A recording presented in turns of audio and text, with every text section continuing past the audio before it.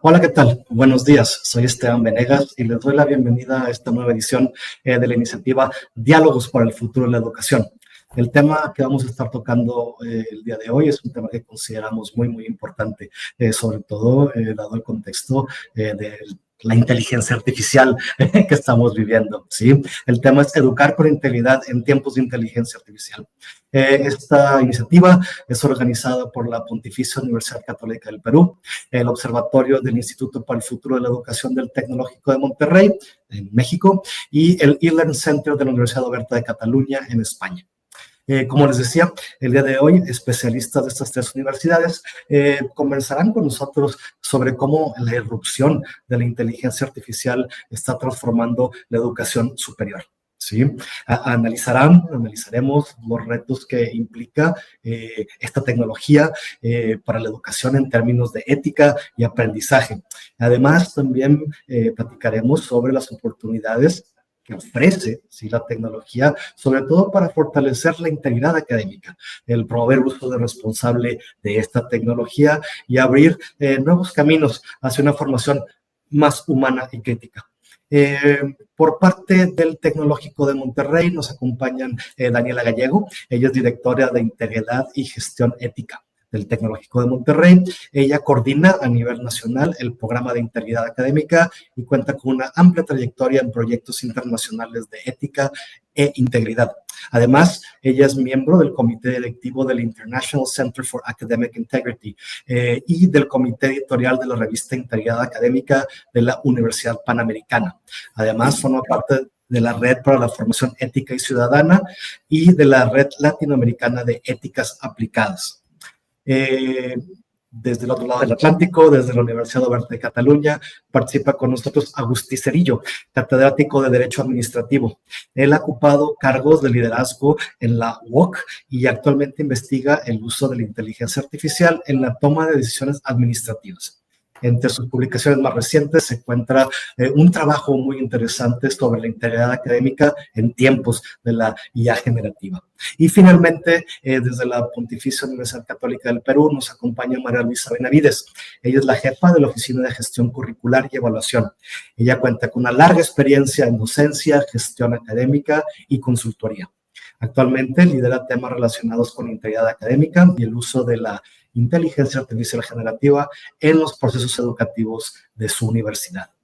Como ven, un tema muy interesante, un tema muy relevante, el aspecto ético, el aspecto pues podemos decir más humano, la integridad, ¿sí?, de la inteligencia artificial. Lo escuchamos, pero no es el que está en boca de todos, está más en boga en los aspectos tecnológicos y demás, pero creemos que esto es algo muy importante dado pues la trascendencia de esta tecnología. Así que lo que haremos es yo hacer unas preguntas a los expertos, sí, cada uno la contestará y estaremos teniendo ahí una rotación y al final tendremos un breve cierre. ¿Sí? De nuevo, bienvenidos, gracias por acompañarnos en estas transmisiones. La primera pregunta, y se la quiero hacer a María Luisa. María Luisa, si eres tan amable, desde tu punto de vista, esta nueva tecnología de la inteligencia artificial generativa, ¿cómo está transformando la docencia universitaria? Y ¿por qué hemos escuchado tanto de la importancia de tener herramientas o protocolos sobre la prevención del fraude académico? Sí, que hemos visto que se ha convertido en un desafío apremiante dado este nuevo contexto. ¿Qué nos dices al respecto, María Luisa? Muchas gracias, Esteban, y un gusto estar en esta conversación. Es decir, bueno, el fraude académico es algo que existe hace mucho tiempo, digamos, quizás antes era pagarle a alguien para que te haga el trabajo, o el plagio que conocemos como una amenaza que ha estado siempre en el mundo académico. Quizás lo que está pasando ahora es que todo esto está mucho más a la mano.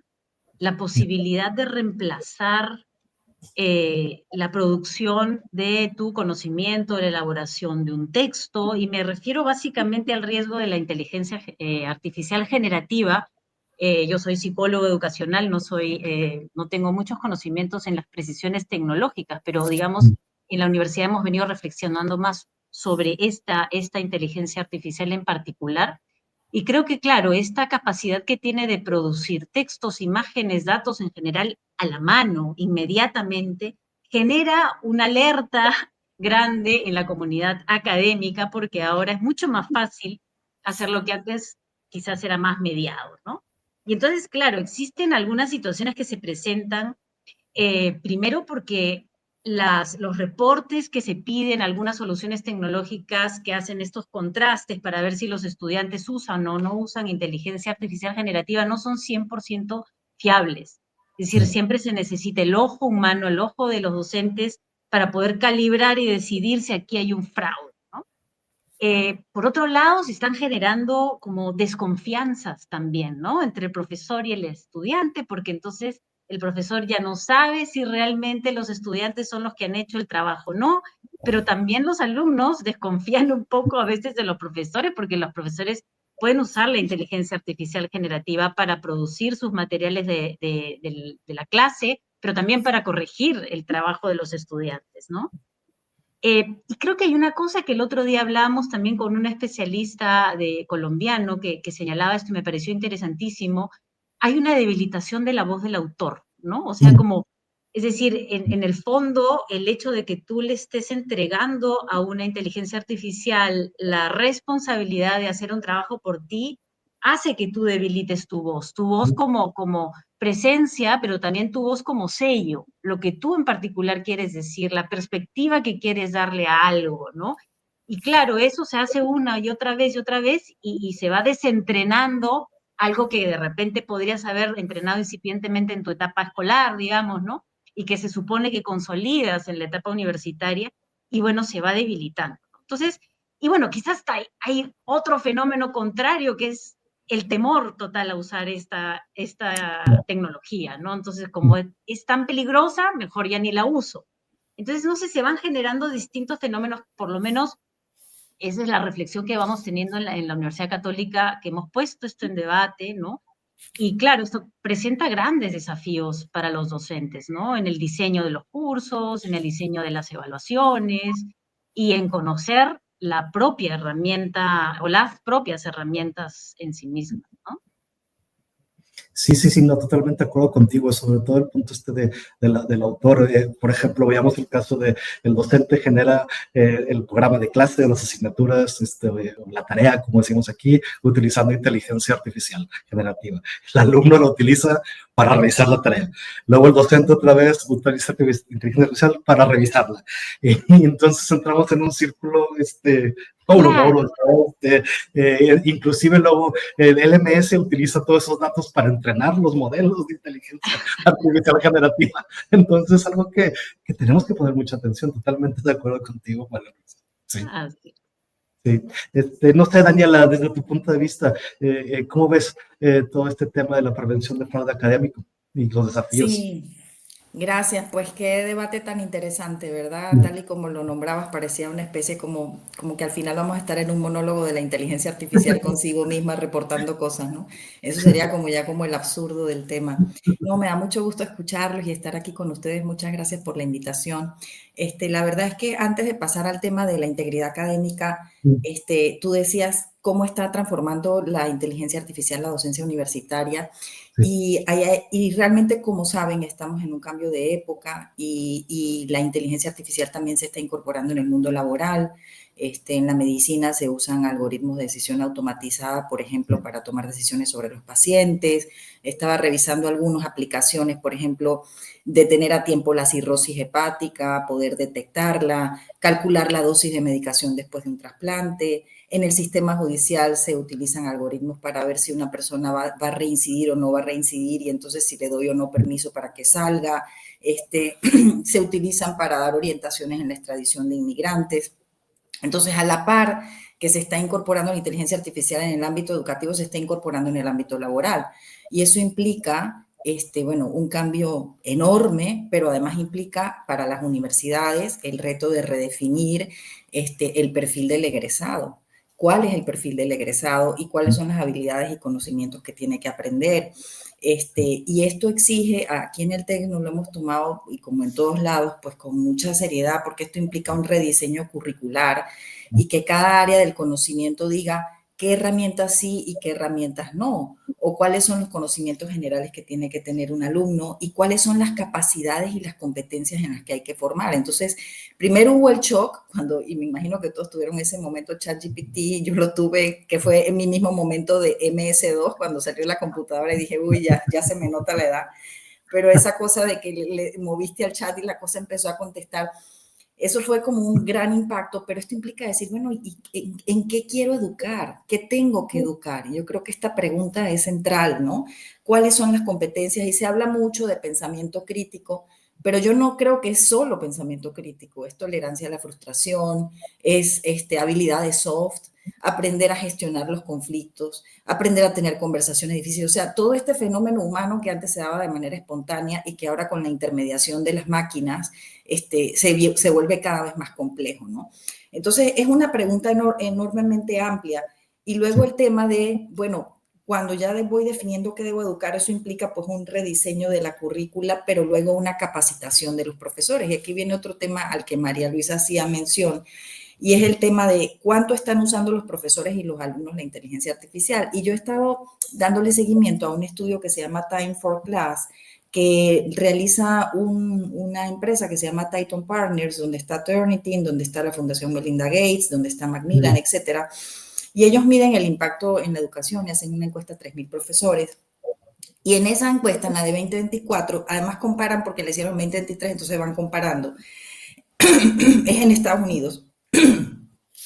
En esta encuesta, el 59% de los estudiantes son usuarios regulares de la inteligencia artificial, mientras que el 36% de los profesores lo son. Obviamente, estamos cada vez más con nativos digitales y ellos están mucho más habituados a utilizar la inteligencia artificial. 36% de los profesores dicen, nunca he utilizado la inteligencia artificial, frente a un 23% de los estudiantes que dicen que nunca la han utilizado, ¿no?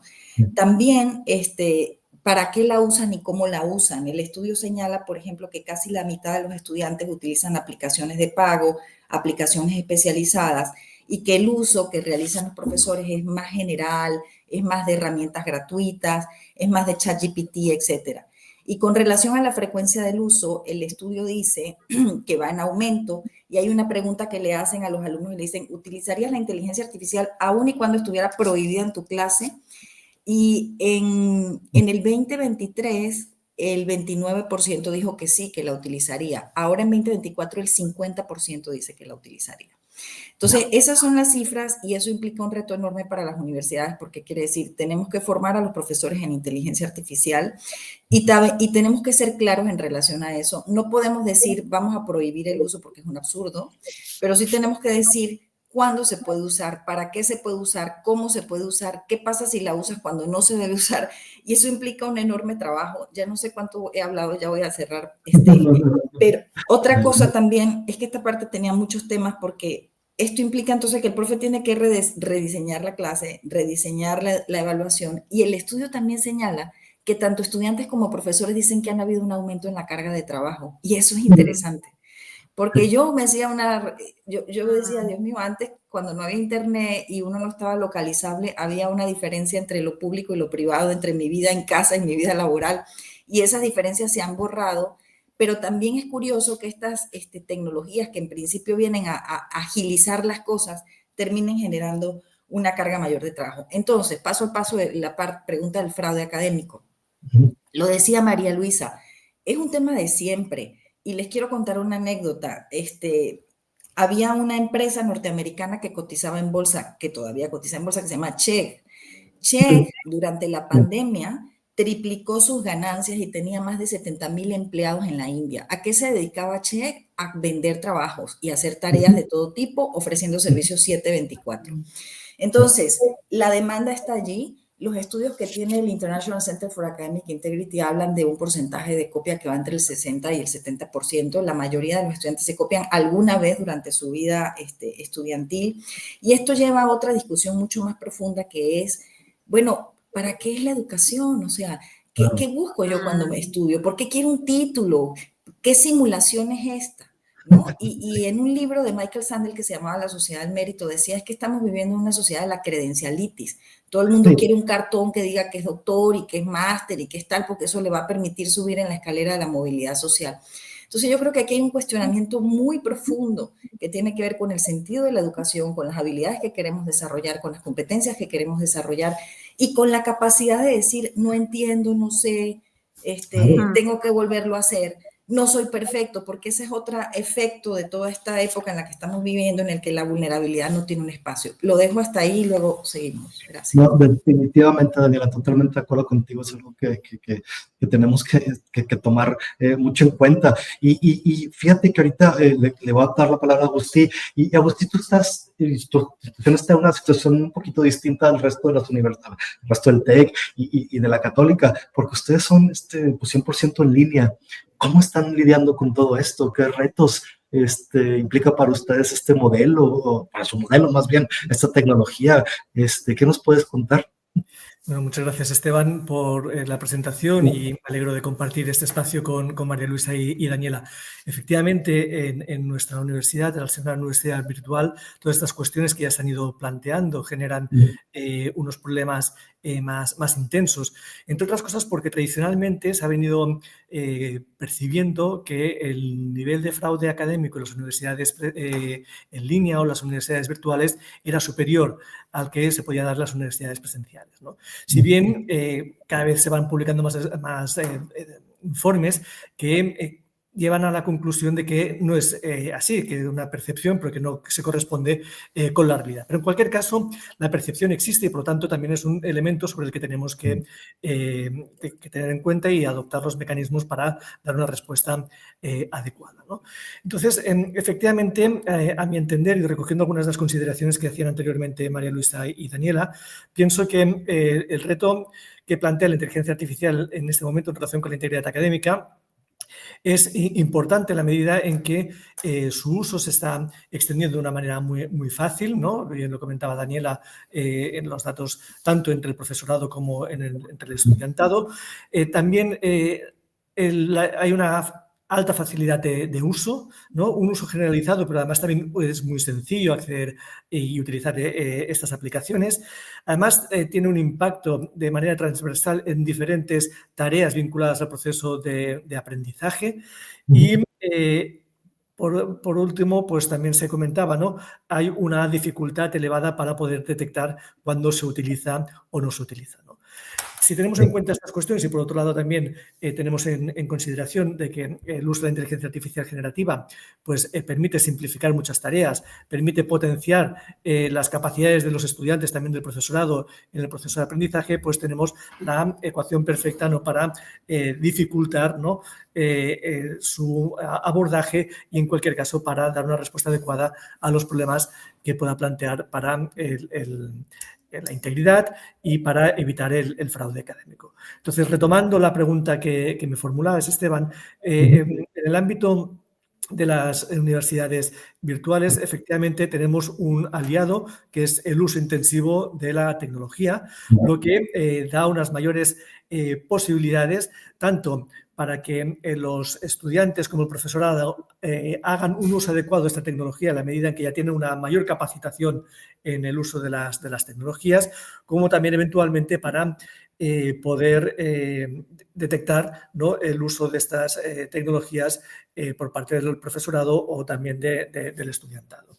En cualquier caso, no podríamos considerar que el abordaje tecnológico sería la única respuesta para poder dar, ¿no? Una solución a esta cuestión, sino que, como está ampliamente reconocido, pues debemos combinar, ¿no? De manera complementaria el uso de la tecnología con un replanteamiento, ¿no? Como bien se comentaba anteriormente, del proceso de aprendizaje, ¿no?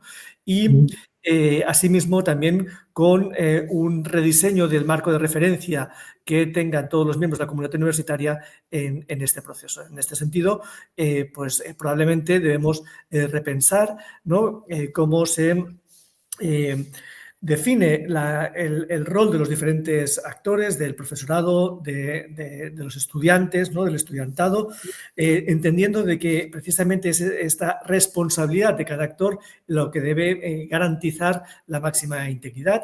Por otro lado, también probablemente es necesario repensar cómo se puede estrechar, cómo se puede fortalecer, cómo se puede renovar la confianza entre el profesorado y el estudiantado, que con frecuencia se ve tensionado, ¿no?, por el uso de estas tecnologías en la docencia, ¿no? Y por lo tanto, en cualquier caso, y ya para concluir esta primera intervención, ¿no?, a mi entender, dar una respuesta a la cuestión de cómo abordar la integridad académica en tiempos de inteligencia artificial exige una respuesta sistémica, holística, desde diferentes perspectivas que de manera complementaria permitan dar una respuesta a esta cuestión que tenemos entre manos. Ya, sí, no, totalmente de acuerdo. Todo esto es un fenómeno multicausal. Sí, ya lo comentas, Agustín, y tiene muchas piezas, mecanismos tecnológicos, institucionales, docentes, incluidos padres de familia, ¿no? Y también grados anteriores, ¿no? Porque creo que esto tenemos que empezarlo desde bachillerato, inclusive, ¿no? Entonces, si me podían decir, si nos pueden comentar algunas iniciativas específicas, proyectos que sus instituciones estén llevando a cabo para tomar este tema, para pues tratar de apoyar a todos los actores, cómo los involucramos, etcétera. Daniela, el TEC de Monterrey, específicamente, si nos puedes contar algo que esté haciendo, algunas iniciativas. Sí, bueno, nosotros desde hace tiempo venimos desarrollando el programa de integridad académica, y el programa de integridad académica lo que trata es de construir una cultura de la integridad, y entonces eso implica actuar a varios niveles. Normalmente se considera que la copia es un asunto del estudiante o es un tema que el profesor tiene que resolver en clases y ya está. Y resulta que no se trata solamente de eso, se trata de construir una cultura de la integridad, y Agustín lo decía cómo construir esa confianza. Claro. Y justamente los valores de la integridad o los principios de la integridad pues son el respeto, la confianza, la honestidad, la responsabilidad. Pero ¿cómo hacemos para que esos valores aterricen en la vivencia universitaria? Porque una cosa es decirlos como grandes mensajes que todo el mundo suscribe, y otra cosa es vivirlos. Entonces nosotros, por ejemplo, primero hay como que reinterpretar y que esos valores cobren vida, ¿no? Y quiero hablar de uno, el de la honestidad. La honestidad no solamente es decir la verdad y siempre la verdad y nada más que la verdad, sino también tener el espacio y la posibilidad de hablar de mis vulnerabilidades y de decir, no puedo, no sé, me cuesta, y que haya un espacio para el error en la vida universitaria. Yo creo que esa cultura del éxito nos aleja del espacio del error, que es consustancial a la ciencia, porque si no hay error, no hay ciencia. Claro. Es decir, si yo no hago experimentos y me equivoco y tal, yo no descubro, ¿verdad? La verdad. Entonces se trata de que esos valores cobren vida. Entonces, ¿qué estamos haciendo? Pues tenemos un programa de integridad académica. Yo no sé si luego vamos a seguir hablando de esto, pero es importante decirlo. O sea, hay una normativa, hay una política de integridad. O sea, no puedo dejar solamente al profesor con la responsabilidad de tú en tu clase debe ver qué vas a hacer cuando el chavo te lleve las tareas en ChatGPT, sino que tiene que haber una política, una normativa en materia de integridad donde se señale qué es la integridad y qué voy a considerar una falta de la integridad académica y qué va a pasar cuando alguien comete una falta de la integridad académica. Porque en nuestras culturas, especialmente latinoamericanas, con estos problemas enormes de impunidad que tenemos, necesitamos construir ese sentido de responsabilidad. Ahora, eso no implica, no nos vamos a ir al extremo del castigo irrestricto, donde, si cometes una falta, te expulso y te pongo la letra escarlata. No, nosotros tenemos distintos niveles de consecuencias cuando un alumno comete una falta. Hay alumnos que cometen una falta y van y toman un curso de integridad. Y entonces entiende por qué tienes que actuar con integridad. Y hay innumerables opciones. O sea, tú le puedes poner un curso, le puedes poner un condicionamiento, puedes poner una nota reprobatoria en la tarea donde se cometió la falta, una nota reprobatoria en la asignatura. O sea, hay cantidad de acciones que se pueden hacer, pero no nos podemos quedar ahí. Además, les damos cursos introductorios a los alumnos sobre qué es la integridad académica en su primer curso, digamos, cuando entran a la institución, qué es la integridad académica, cómo aprendo yo con integridad, firman un código de integridad y vamos trabajando también con los profesores, capacitándolos, explicando cómo existen esas herramientas. Tenemos comités de integridad académica en los campus que son los que deciden y ven los casos porque queremos llevar un rastreo del estudiante. Si el estudiante comete una falta en primer semestre y comete otra en segundo y comete otra en tercero, el estudiante no está estudiando. Entonces, necesito también tener esa mirada de qué es lo que está pasando. Pero además hacemos acciones, pues, de sensibilización permanentes, de evaluación, de seguimiento y de vinculación con otras instituciones para poder conversar sobre esos temas. El reto de la integridad no cambia, esté o no la inteligencia artificial, el reto de la integridad está ahí. ¿Qué hizo la inteligencia artificial? Hacer que este reto fuera exponencial. Es decir, ahora se presenta el fenómeno en mayor cantidad, con mayor frecuencia, con mayor rapidez y además se puede presentar en casi todo. Entonces, ¿qué se está haciendo en eso en concreto? Pues otra cosa que se hizo fue también los lineamientos para el uso ético de la inteligencia artificial, porque efectivamente, y esos están en línea, abiertos, los pueden consultar, porque efectivamente hay unos riesgos asociados al uso de la IA y necesitamos que los estudiantes sean conscientes de esos riesgos que tienen que ver con el uso de datos personales, que tienen que ver con el respeto a la dignidad de las personas, con qué se graba y qué no se graba, con el uso de voces, con la falsificación de la identidad de las personas, en una cantidad de temas. Entonces ahí pues hay un documento completo de lineamientos para el uso ético de la inteligencia artificial. Pero no solamente eso, o sea, no solamente tener esos lineamientos, sino también qué vamos a hacer cuando hay dudas y se presenten las faltas. Y aquí hay toda una discusión que la proponía María Luisa al principio cuando hablamos de los temas de la evaluación.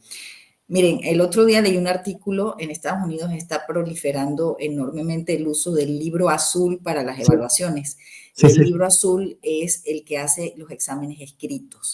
Entonces, hay gente que está volviendo a los exámenes escritos y volviendo a los exámenes orales. Yo creo que hay que hacer un mix.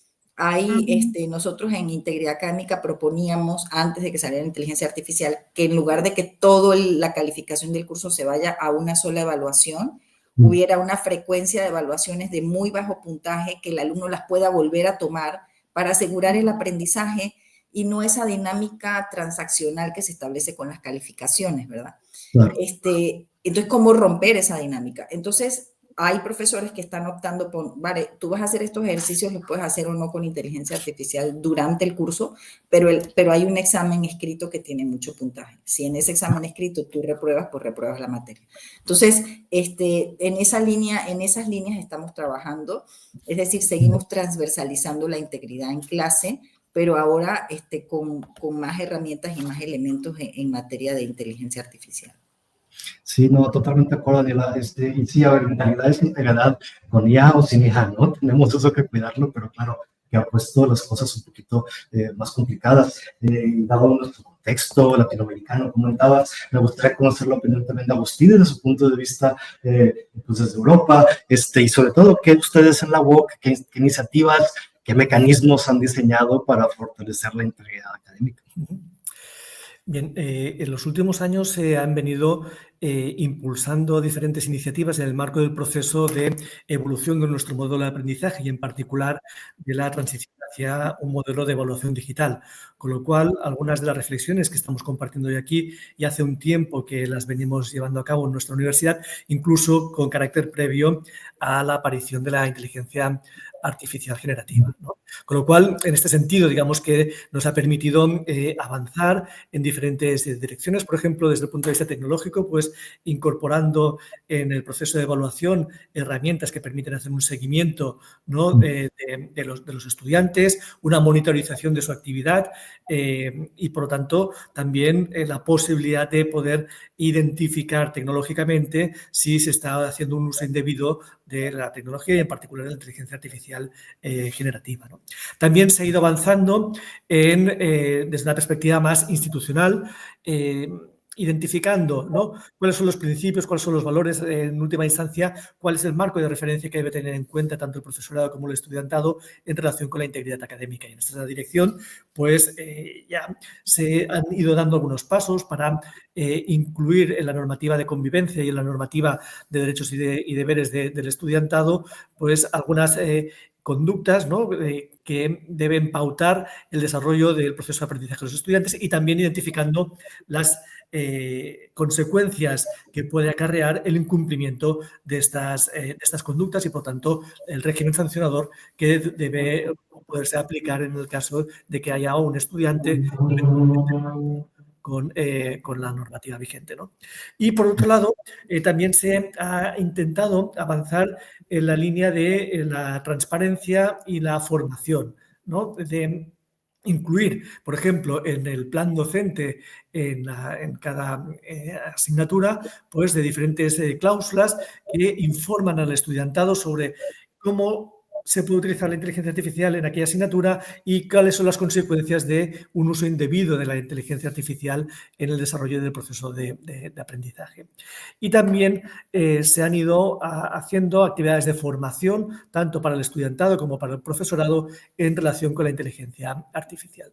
Y, por último, también se ha ido avanzando en el desarrollo y en la evolución de diferentes cuestiones más estrictamente vinculadas con el proceso de aprendizaje para poder fortalecer la integridad y, por otro lado, evitar las conductas que puedan enmascarar casos de fraude, ¿no?, como pues, podría ser el de potenciar en determinados casos el trabajo en equipo, como potenciar, por ejemplo, el trabajo de competencias como el análisis crítico, o también el de bascular mucho más el proceso de aprendizaje en la evaluación continua respecto a la evaluación sumativa final, ¿no? En cualquier caso, estas han sido algunas iniciativas que se han ido poniendo en funcionamiento en nuestra universidad en los últimos años, y en este momento se ha abierto un proceso de reflexión y un proceso de análisis para poder desarrollar una hoja de ruta que permita avanzar hacia una mayor integridad en la universidad y de esta manera pues poder encontrar cuál es el equilibrio, ¿no?, entre los diferentes mecanismos que permita dar una respuesta más adecuada al reto de la integridad académica. Porque, si bien es cierto que se han ido impulsando todas estas iniciativas a las que me refería anteriormente, el nivel de percepción de fraude académico y también el número de situaciones irregulares que se han ido detectando, pues se ha ido incrementando en los últimos tiempos y, por tanto, la universidad ha adquirido conciencia de la necesidad de profundizar, ¿no?, en el análisis de la situación actual y, sobre todo, de poder hacer una propuesta coherente e integral de los diferentes mecanismos que se impulsarán en los próximos tiempos para poder dar una respuesta adecuada al reto de la integridad académica.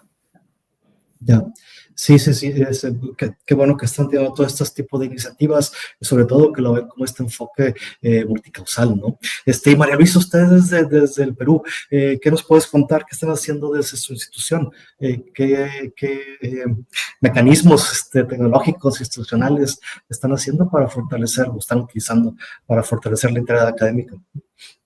Bueno, en la misma línea de Agustí y Daniela, la mirada está siendo integral. Hay algunos esfuerzos a nivel institucional que, por ejemplo, han hecho que planteemos también lineamientos sobre la inteligencia artificial generativa, lineamientos sobre el uso de Turnitin, que ahora se ha incorporado a la plataforma que tiene la universidad como oficial para todo el uso de los cursos. Pero además, digamos, hay dos ejes importantes. Uno es la asociación con la integridad académica, que es ineludible. Y la otra idea es que, si bien ya vamos teniendo algunas certezas, esto es un tema que tiene que seguir conversándose, que tienen que abrirse espacios de discusión en la universidad a distintos niveles, y por lo tanto esto es algo que se tiene que seguir construyendo, ¿no? Hemos hecho una primera versión de los lineamientos, pero sabemos que tenemos que ir mejorándolos conforme vaya pasando el tiempo, conforme se vayan adaptando estas ideas genéricas a la realidad de cada disciplina, porque cada carrera va a plantear algunos desafíos distintos del uso de la inteligencia artificial generativa. No es lo mismo la realidad en arquitectura que en derecho, que en literatura, que en las artes, ¿no? En esta universidad tenemos muchísimas carreras de distinta naturaleza. Entonces estamos trabajando de manera articulada desde el vicerrectorado académico y la Dirección de Asuntos Académicos de donde pertenezco, con la Secretaría Técnica de Asuntos Disciplinarios, que es quien plantea ya una vez que detectamos que hay un fraude, que se tiene que hacer no con un espíritu sancionador, sino formativo, pero siendo claro sobre las consecuencias. También trabajando con el área tecnológica, porque es muy importante entender qué es y qué no es la inteligencia artificial generativa, ¿no? No es una base de datos que te va a dar información, sino es un mecanismo que genera por probabilidades y respuestas. Por lo tanto, tienes que sospechar de alguna manera qué es lo que te va a dar y tienes que ser muy claro con lo que le pides. También estamos trabajando de la mano con el área que forma a los profesores y que capacita para conocer estas herramientas. Y de la misma manera, como señalaba Agustín, estamos trabajando en una escala que permita identificar el uso que se puede dar en los cursos, ¿no?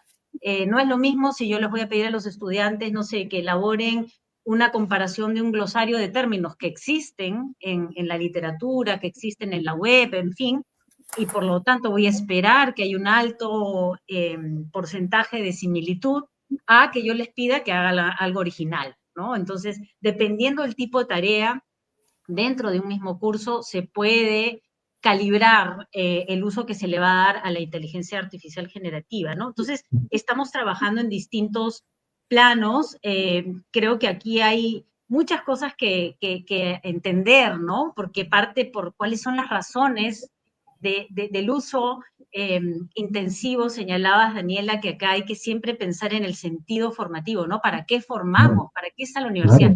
No es lo mismo usar la inteligencia artificial generativa en el espacio laboral cuando ya desarrollaste capacidades y eres capaz de decir, oye, esta respuesta no me convence o puede mejorar de esta manera, a usarla cuando estás en el espacio formativo, ¿no? Entonces aquí, por ejemplo, se está también hablando de distintos niveles de uso, si son cursos iniciales o si son cursos medios o si son fines de la formación.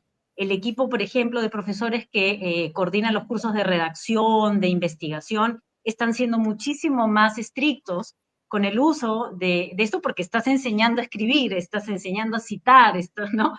Entonces ya una vez que pasaste este proceso, ya puedes usarla de otra manera, ¿no? Entonces, pero esto requiere conversaciones al interior de los equipos académicos y también con los estudiantes, ¿no? Hablaban también los colegas de la necesidad de acompañar a los estudiantes en el uso, cuando se les indica puedes usarlo, pero también en la identificación y en el análisis de las respuestas que da, en ser un poco, digamos, cuestionador. Me parece que estoy recordando las mismas discusiones que se generaban, no sé, cuando a los estudiantes digamos, les gustan los videojuegos o estos programas de televisión que siempre uno como adulto mira con sospecha, ¿no? Y dices, bueno, ¿y ahora qué va a pasar? Bueno, y la gran sugerencia es siéntate al lado con los chicos y mírenlo juntos y analicen.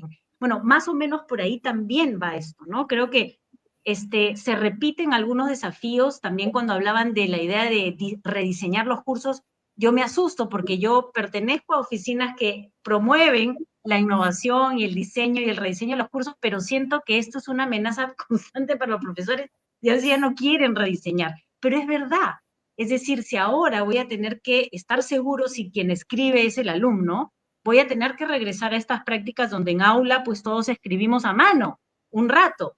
Y eso, si yo no lo había previsto en mi diseño original, no había tenido el tiempo, pues voy a tener que buscarlo, ¿no? Entonces, creo que quizás acá la invitación no amenazante, pero siempre alerta es, sigamos pensando como colectivo universitario, como docentes, cómo siempre le vamos a dar la vuelta a estas novedades, en este caso tecnológicas, pero cuando vino toda la formación por competencias no era tecnológica, pero era pedagógica, para encontrarle una salida siempre teniendo el norte claro, ¿no? ¿Qué queremos formar? ¿Cuáles son las competencias que siguen sosteniéndose, no solo en el espacio académico, sino como formaciones, en nuestro caso, humanistas, ¿no? De personas que no solo quieren tener un trabajo, sino que quieren dar un aporte al país y al mundo. Entonces, siempre con ese norte creo que nos puede regresar preguntas hacia la comunidad universitaria y resolverlas a través de lineamientos, guías, documentos de orientación,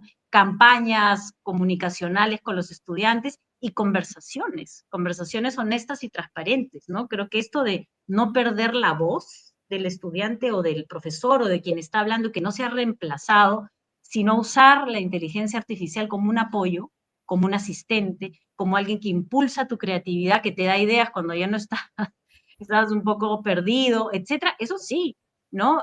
Por lo menos en el campo, digamos, de la generación de textos, ¿no? Sé que en el campo de la ingeniería, por ejemplo, la inteligencia artificial tiene muchísimos más usos, y Daniela, tú también señalabas algunos otros en la medicina, etcétera, ¿no? Por ahí No, va. sí, sí, por ahí va. No, totalmente de acuerdo contigo. Sobre todo, fíjate, leí un artículo recientemente que hablaba de cómo utilizaban herramientas de inteligencia artificial generativa para programar, para hacer programas de cómputo, ¿no? Y el término en inglés que utilizan es vibe coding. Entonces, se apoyan en el uso de la inteligencia artificial para generar el código, pero se estaban dando cuenta que sobre todo esto que mencionabas, María Luisa, de los que empezaban a aprender esto, si utilizaban la inteligencia artificial, más adelante no desarrollaban ciertas habilidades que eran básicas, y en particular todo esto es revisar los procesos que están detrás, cómo depurar el código, etcétera. Entonces se están dando cuenta de que sí son herramientas muy útiles, sí, pero a la vez tienen que ser utilizadas de una manera muy particular, sí, sobre todo en la etapa en la que está el estudiante, ¿no? Entonces, todo lo que me comentan, creo que estamos de acuerdo, sí, que no podemos hacer una prohibición generalizada, ¿no? Esta tecnología, al igual que ahorita me recordaba también cuando fueron todos los cursos masivos en línea, los famosos MOOC. ¿Recuerdan en 2011 que decían que venía un tsunami y que ya se había acabado la educación superior, que nada más iban a quedar 10 universidades y el fin del mundo, ¿no? Casi, casi.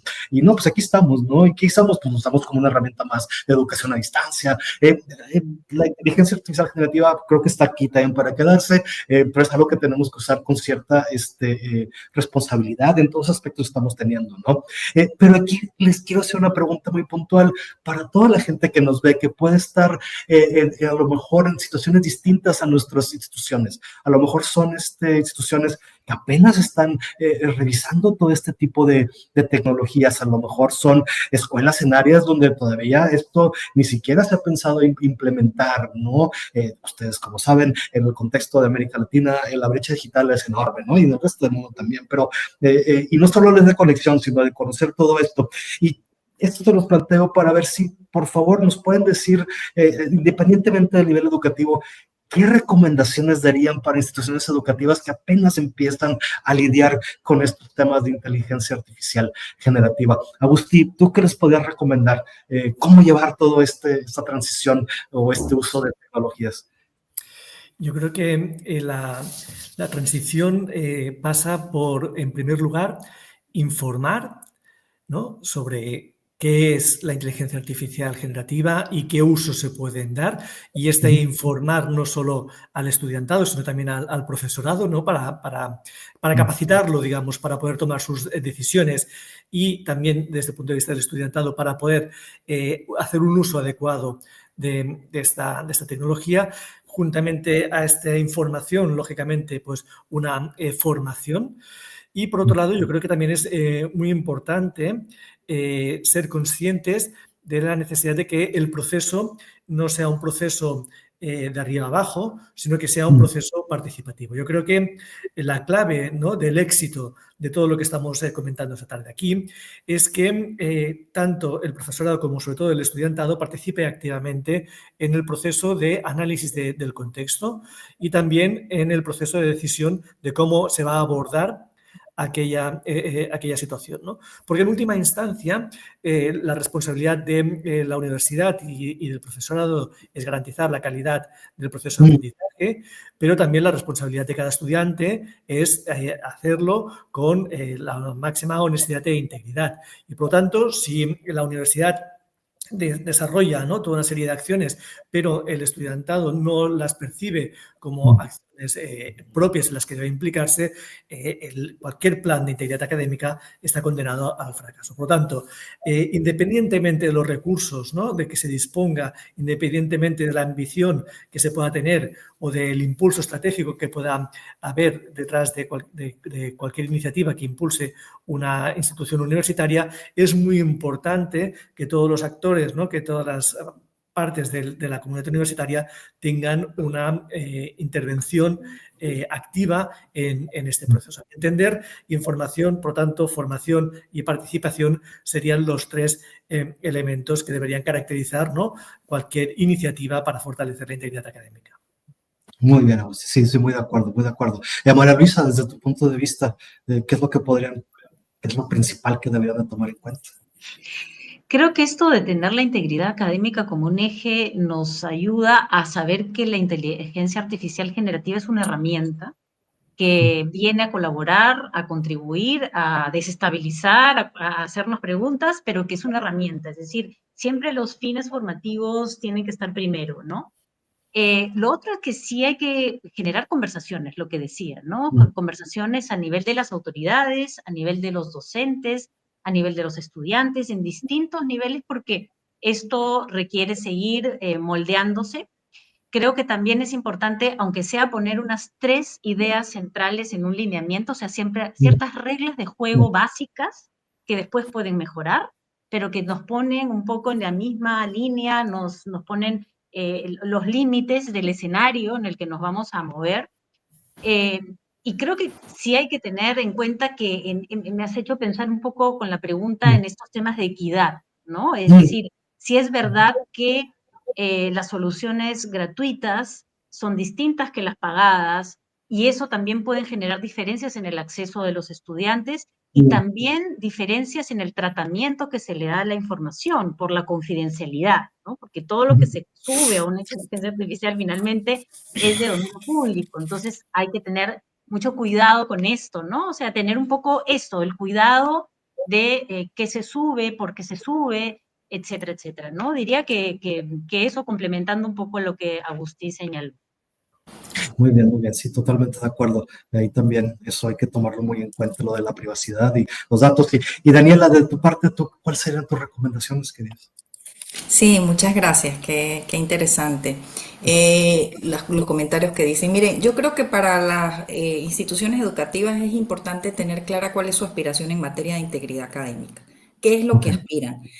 Nosotros en ese sentido hemos dicho, bueno, ¿qué queremos? Pues que el estudiante sea honesto sobre lo que sabe y lo que le falta por aprender y que tenga la confianza para demostrar esa honestidad, que el estudiante esté en capacidad de tomar decisiones difíciles en situaciones, de tomar decisiones éticas en situaciones difíciles, que pueda establecer acuerdos y cumplirlos, acuerdos en la clase cuando se establecen los acuerdos del examen está al día, esto lo vamos a hacer así, lo vamos a hacer de la otra manera, etcétera. Que el estudiante se vea también como un miembro de la institución universitaria con derechos y obligaciones, o sea, que cada escuela diga cuáles son mis aspiraciones en materia de integridad académica y qué cosas quiero evitar. Nosotros, por ejemplo, ¿qué queremos evitar? El uso acrítico de las herramientas y de la tecnología en general. ¿Qué nos preocupa? Nos preocupa la dependencia, la falta de autonomía, que la persona se vuelva estrictamente dependiente hasta el punto que no conozca su propia voz, porque la voz que conoce es la del ChatGPT. De hecho, ya hay muchos estudios que hablan de que los modelos largos de lenguaje repiten ciertas palabras y que ya en los artículos de investigación empiezan a verse frecuentemente esas palabras porque son las de los modelos largos de lenguaje y eso es una pérdida de diversidad humana tremenda. Entonces, que genere su propia voz, que sea capaz de entender que su información personal es delicada. O sea, ¿qué cosas tiene que saber en esa relación con la inteligencia artificial? Que no puede dar información de manera indiscriminada, no solamente personal, sino de la propia institución, que la inteligencia artificial se equivoca, que alucina, que comete errores, que tiene que tener ciertas habilidades para organizar la información, para estudiar, y que nosotros consideramos trampa el hecho de que se entregue un trabajo en nombre mío cuando ese trabajo no lo hice yo. Entonces, yo creo que las escuelas tienen que definir qué queremos, cuáles van a ser nuestros límites, cuáles van a ser nuestros puntos. Otro consejo muy importante, no le dejen el tema, como decía María Luisa, solamente al profe en la clase. Tiene que haber, ella decía, un lineamiento, sí, tiene que haber una postura institucional. ¿Cuál va a ser nuestra postura institucional? ¿Y qué puede hacer un profesor cuando se encuentra frente a una falta a la integridad? Porque es un momento muy delicado. es un momento muy delicado donde el profesor toma una decisión y a veces no solamente se le echa al alumno, o sea, el alumno le protesta, pero a veces le protestan los otros alumnos, a veces son los papás de los alumnos, y entonces tiene que haber una solidaridad colectiva. O sea, el profesor tiene que saber que hay un respaldo y que la institución está apostando por una educación en integridad y no por tener alumnos y alumnos y alumnos, sino por educar en integridad. Entonces tiene que haber una normativa y tiene que haber un cierto acuerdo entre los profesores también sobre lo que van a hacer para que no sea una decisión en soledad. Y luego, también el enfoque se recomienda que sea formativo. O sea, no es que eres malo, malo, malo porque cometiste una falta. No, el tema de la integridad no es un tema de buenismo, ni un tema de candidez, es un tema de inteligencia. ¿Por qué yo quiero formar en integridad? Porque yo quiero gente que sepa de lo que está hablando, porque yo quiero confiar en los profesionales, porque quiero que cuando me opere el médico no se equivoque de vena y que cuando me den la casa, que la casa no se caiga y que yo pueda confiar en la ética de los profesionales. Entonces, es un asunto de inteligencia porque yo necesito construir una sociedad confiable y ahí están los grandes retos, ¿verdad? Con las voces imaginarias, con las caras imaginarias, con esta que tú abres el YouTube y te aparecen 300 cosas. Yo que soy de Venezuela y que todo el tiempo estamos oyendo noticias, pues ya digo, esto no es verdad, es que esto no sé si es verdad. Entonces hay una cantidad de cosas que ni abro, ¿verdad? Pero que los alumnos tengan esa conciencia de lo importante que es construir la ciencia y la educación siempre han sido espacios no de certeza, de espacios de honestidad sobre la falta de certeza. Entonces, creo que las escuelas tienen que decir qué queremos, qué podemos hacer con lo que tenemos. Y, y eso no solamente se decide, como decía Agustín, de arriba abajo, eso es un proceso participativo, ese es un proceso donde tienen que estar los estudiantes, donde tienen que estar los profesores, pero que urge, ¿verdad? Porque necesitamos que las nuevas generaciones confíen en sí mismos, confíen en sí mismos, en sus capacidades y se den permiso para equivocarse. Sí, sí, no, Daniela, totalmente de acuerdo contigo y sobre todo también yo creo que no hay que caer en ese solucionismo tecnológico, ¿no? Que tratar de aplicar una solución para un tema tan complejo como la utilidad de aplicar cosas o para mejorar la educación, aplicar a rajatabla la inteligencia artificial generativa, sea como sea, no, veamos el contexto, veamos por qué no necesariamente tiene que ser una solución tecnológica a los problemas que está adoleciendo en nuestro contexto educativo, etcétera, ¿no? Es una herramienta más, es una herramienta de esto en nuestro arsenal para el docente como institución, etcétera, pero sí lo vemos a veces un poquito como ya lo aplíquenlo, porque si no, se van a quedar fuera y muchas veces no estamos viendo el contexto que en realidad podría ser, la solución puede ser cualquier otra. En fin, yo les agradezco muchísimo, ya estamos sobre el tiempo, no sé si les gustaría hacer a lo mejor alguna referencia sobre cómo ven el futuro de la inteligencia artificial generativa y con esto nos despediríamos. Por favor, quien guste, que se imaginan que va a ser estos impactos, que se tendrán, si nos lo pueden comentar, se los agradecería. ¿Quién gustaría empezar? Yo no lo sé, yo siento mucha más incertidumbre que en otras épocas, ciertamente. O sea, sí siento que la velocidad a la que estamos yendo con estas soluciones es muchísimo más grande, bueno, como el mundo en general está moviéndose a una velocidad mucho más grande, los fenómenos sociales, lo que estamos viviendo a nivel político, etcétera, todo está conjugado, ¿no? Y la tecnología no escapa a ese ritmo. Entonces yo veo incertidumbre, pero bueno, vivir en la incertidumbre es una de las grandes competencias a las que supuestamente estamos cada vez teniéndonos que formar y formar a los estudiantes. Sí. Creo que se trata de, sí, acercarse a la tecnología para no sentir que es una ola que me come, sino que yo estoy encima de la ola y estoy surfeando con ella.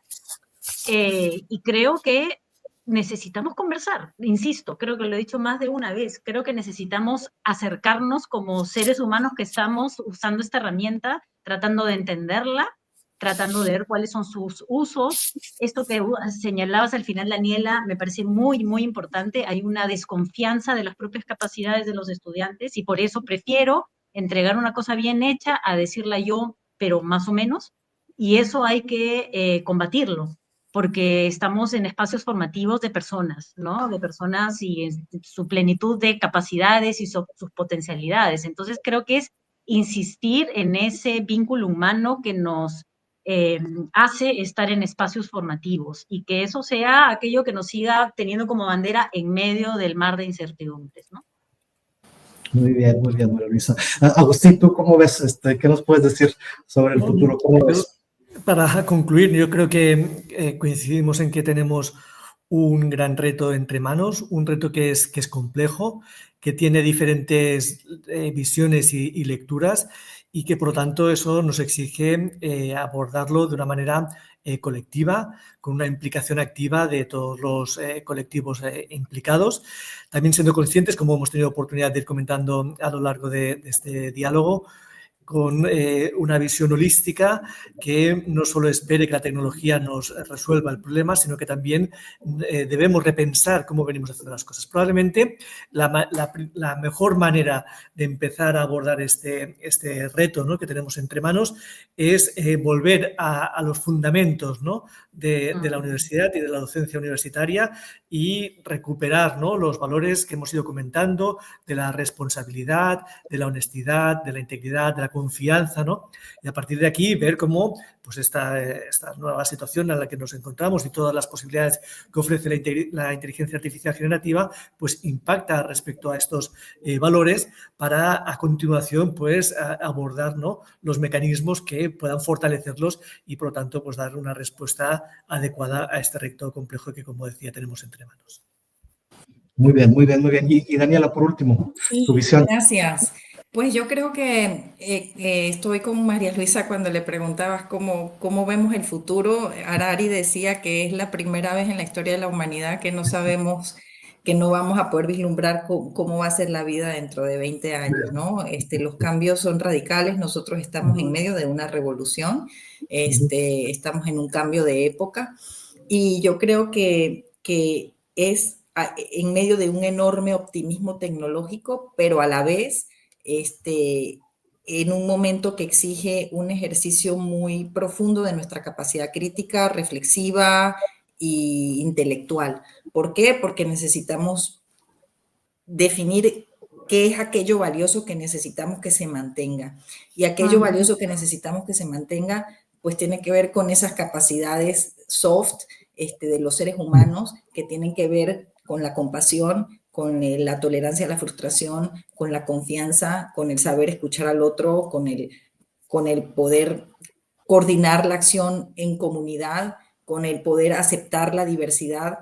Todos estos son, o sea, este momento nos plantea la necesidad de definir qué valores valiosos queremos mantener y con los que queremos seguir caminando en el futuro. ¿Qué contribuye a eso? Espacios como estos diálogos donde nos podemos contar que en España, que en Perú de mi corazón, que quiero enormemente a Lima y también a España, que está pasando en cada una de nuestras latitudes, cómo lo estamos viviendo. Hay estudios muy interesantes. Ahorita yo estoy fascinada con La generación ansiosa, que es un libro más para adolescentes, pero son los impactos de los teléfonos celulares en los adolescentes. Y lo interesante es que los impactos están replicándose en todas las latitudes, ¿no? Entonces creo que tenemos problemas comunes y que estos espacios de conversación y de reflexión son fundamentales. Creo que la universidad no se va a acabar porque se necesitan instituciones que sigan certificando el saber y la calidad y que pues tenemos mucho trabajo por delante para asegurar que formamos profesionales críticos, hábiles técnicamente, pero éticamente responsables. Esto me parece fenomenal, Y sí, espacios como esto, que ya llevamos 6, 7 años haciéndolo, creo que son espacios donde son de mucha importancia. Podemos llegar a muchísima gente y compartir todas esas ideas, todas esas experiencias que, como bien decía Daniela, pues creo que las compartimos todos y todos los países, ¿no? Con sus variaciones, obviamente, pero sí aplica para todos. Les agradezco muchísimo su tiempo, les agradezco muchísimo su conocimiento, sus ganas por tratar de enfrentar estos temas tan complicados, encontrarles la solución, encontrarles cómo aplicarlos de manera. Gracias por su tiempo de nuevo. Y a los que nos están viendo pues gracias también por verlos. Nos seguiremos viendo este tipo de transmisiones. Muchísimas gracias y que tengan un buen día. Hasta luego. Muchas gracias. Gracias. Gracias.